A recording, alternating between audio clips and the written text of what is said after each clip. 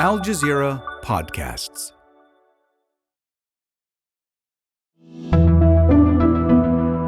Today, as focus shifts to other conflicts, has the world forgotten Syria? They didn't ask for the overthrow of the regime, they asked for reforms. There were choices made by the regime to not engage with its people. As Syrians mark 13 years of war, we hear about their struggle since the 2011 uprisings. I'm Malika Bilal, and this is The Take.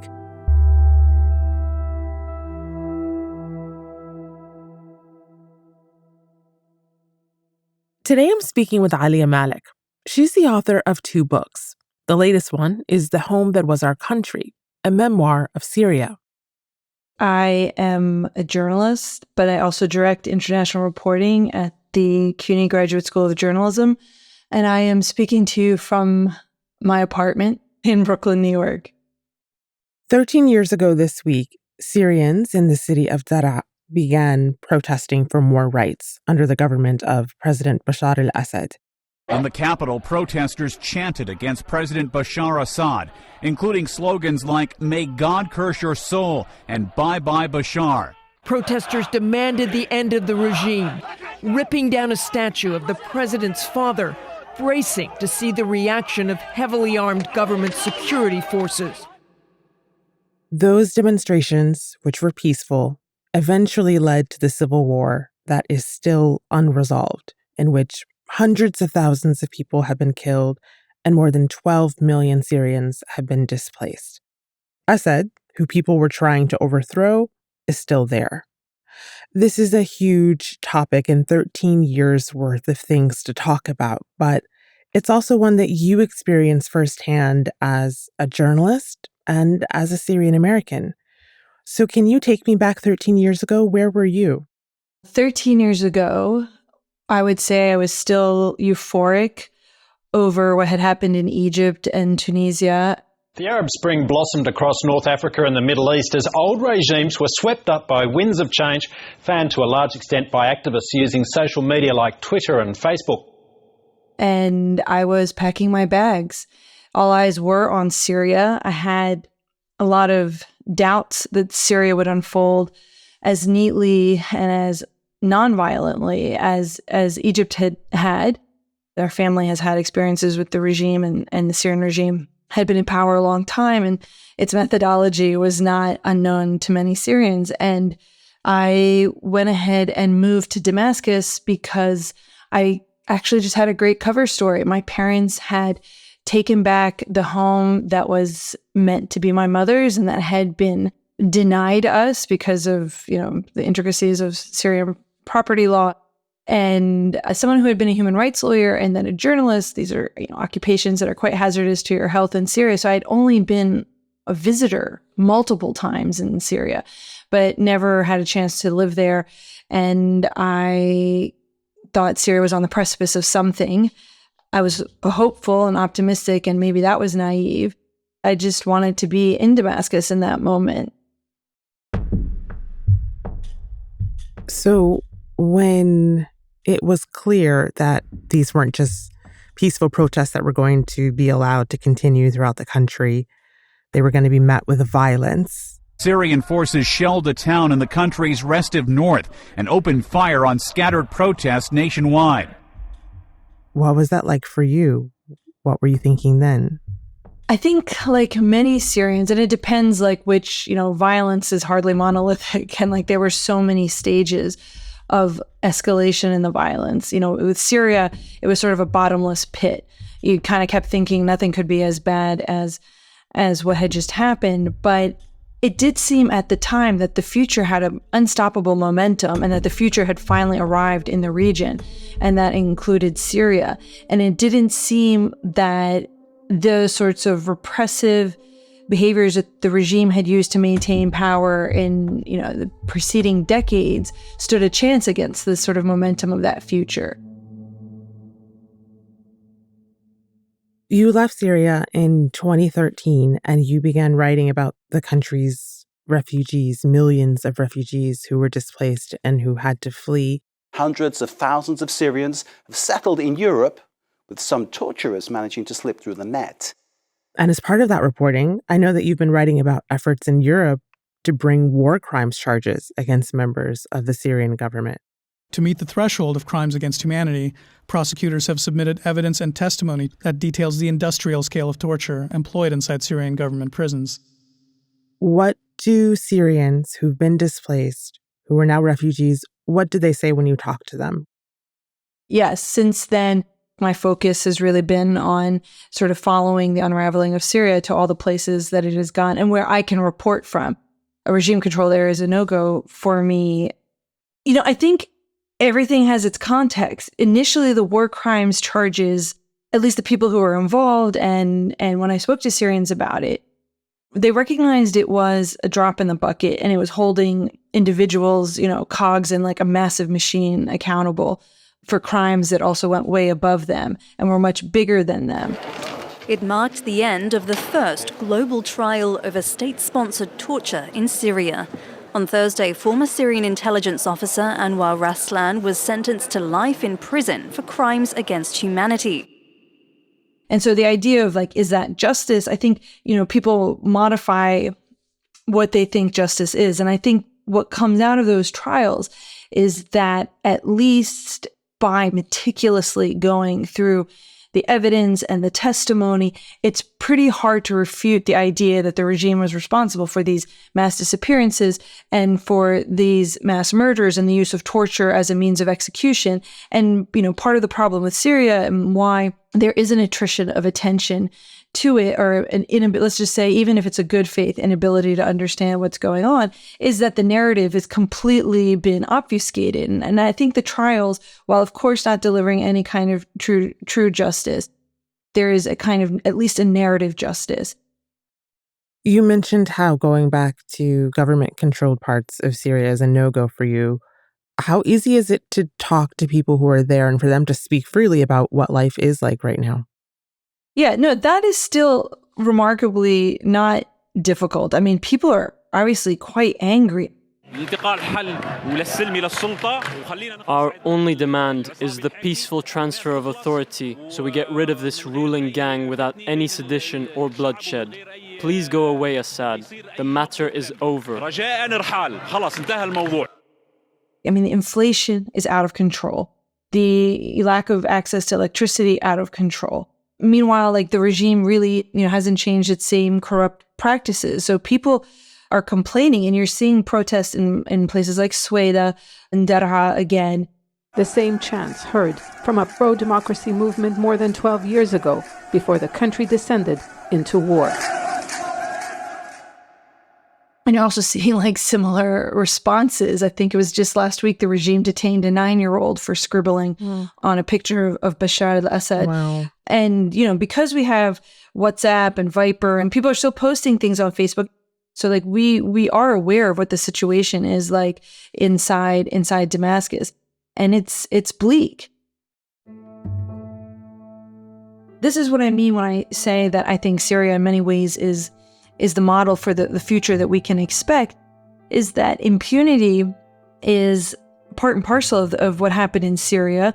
And I think you're going to continue to see impunity across many countries or many parts of the world where people are still being subjected to these sorts of treatments. And what's different, I think people are no longer buying into the idea of deliverance from any kind of international community or international norms.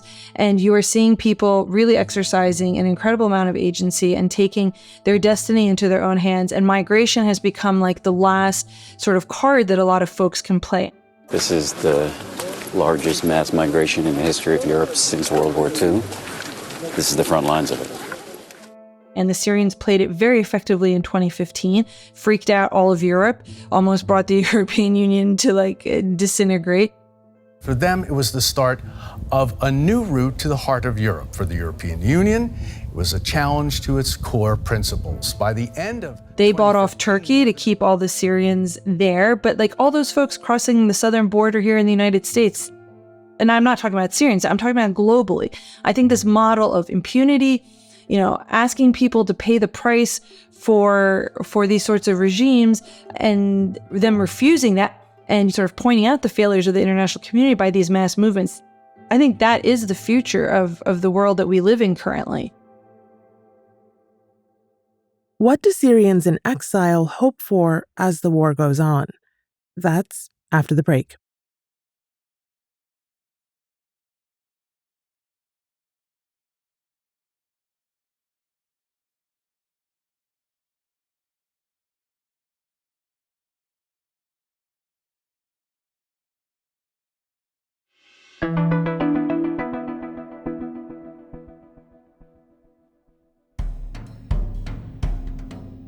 So, Alia, in October, you were reporting on Syrians in Turkey, a country that hosts more than 3 million Syrian refugees. So tell me about the work that you were doing there and what you were hearing from people. Yeah, I mean, when the earthquake happened, it was sort of like, are you kidding me? A series of deadly earthquakes ripped through southern Turkey and northern Syria, killing nearly 60,000 people and leaving millions homeless as buildings collapsed around them. Syrians kept saying, the only thing we have yet to see are dinosaurs and volcanoes. Because at that point, by the time of the earthquake, they had seen, the violence of the regime. They had seen the violence of those who would inherit the regime, from, your al-Qaedas to your ISIS folks. They had seen heads on stakes, in the so-called Islamic State. They had seen chemical attacks. The attack on Khan Sheikhoun produced terrible images of children poisoned by nerve gas and rescue workers struggling to help. They had seen multiple displacements, first internally and then finally across borders. They had seen the sea and the drownings at sea, and then the earthquake came.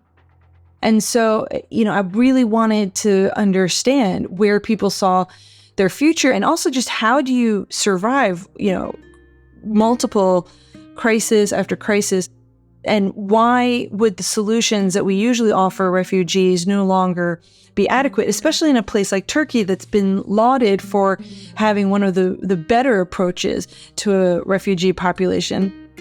And in March, when I was there, their eyes were still focused on Europe and, this idea as a place of much less racism than they face in Turkey, and whether, Europe could still be a destination, because I think people want to be able to plan their lives. They don't want to be in situations of precariousness anymore. And I think we have this idea that a refugee, once they have physical safety or safety from bombardment, then that's enough. We don't live in a world where people think, alhamdulillah, I got to Turkey and this is great and nobody's going to bomb me and this is enough. No, people want lives. They want full lives. Many of the millions of Syrians displaced outside the country say they can't go back because they're afraid of the government, which has imprisoned and killed tens of thousands of its own citizens. For a vast number of Syrians, this is the last time they'll be seen by anyone. Whatever the government of Bashar al-Assad considers an offence, protest or combat, the punishment is often torture or execution. But despite this, what is Bashar al-Assad's current standing in the international community? I think he's still viewed as somewhat toxic, but only because I think the West is finding its hands tied by its own human rights standards. That is making it difficult to deport people back or to say that Syria is safe. But I think they would, more than anything, love to normalize Assad and just return these people and say that the situation is safe. To confront Assad means to confront his backers, who are Iran and Russia for the most part. And I think there's clearly no appetite for that. And I think what you're seeing happening in Syria is similar. Those sorts of proxy battles are happening in other countries as well. I think there's an appetite for stability much more than there is an appetite for accountability. The Syria feels much more like the playbook of what is happening globally. So, Alia, I wanted to ask you about what we've seen with the international community and how they've responded to Syria vis-a-vis what we're seeing in Gaza. Because despite pledges to protect civilians, concern and attention eventually faded for Syria. Do you see parallels between what has happened in Syria and what is happening now in Gaza? Well, this is like a silver, I hesitate to even call it a silver lining. What is happening in Gaza is, I'm sure you have people who can express it much more poetically, but my first time in Gaza was in 1998. This is a place I know and have been moved by, and Syrians are, very connected to Palestinians. My own family, extended family, includes Palestinians. But if there is any kind of silver lining, is I think, whereas in Syria there's no clear narrative for people, I think it is almost impossible to deny that the Palestinian narrative appears to have made massive leaps and bounds in global recognition. I think it's really hard for there to be any obfuscation on the narrative in Gaza. But where there is similarity is that, Syria is not a humanitarian crisis. Neither is what is happening in Gaza. Are there, these humanitarian catastrophes that are happening? Yes, but the essence remains like a fundamental injustice and lack of accountability. That is the same in Syria as it is in Palestine. Like the reason people are living these situations, like none of these Band-Aid solutions are going to change anything. And I think that's what people keep thinking in Syria. Oh, if it's just quiet enough, people will go back. Also forgetting that like in the quiet, many worse things happen, right?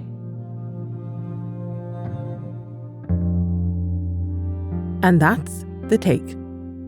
This episode was produced by David Enders and Chloe K. Lee, with Negin Owliaei, Sonia Bagat, Veronisa Campana, Khaled Soltan, Zaina Badr, Siri Al-Khalili, Miranda Lynn, Ashish Malhotra, Amy Walters, and me, Malika Bilal. Alex Roldan is our sound designer. Alexandra Locke is The Take's executive producer, and Ney Alvarez is Al Jazeera's head of audio. We'll be back.